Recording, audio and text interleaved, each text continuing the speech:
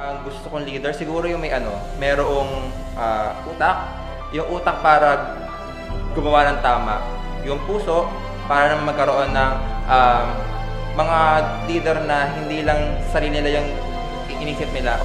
Then, ano yung mga pwede nilang gawin o pag sila ay nalulok na sa posisyon. Una, i-revisit yung mga laws natin. Then pangalawa, magkaroon ng forum sa mga kabataan.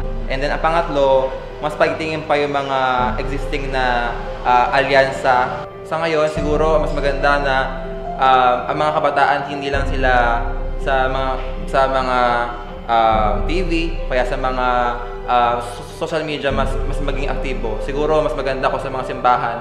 At bilang kabataan, mas lalo ko pa magkakaroon ng mga activities para mas magkaroon ng kamalayan yung mga kabataan. Piglas Batangas, Piglas Pilipinas.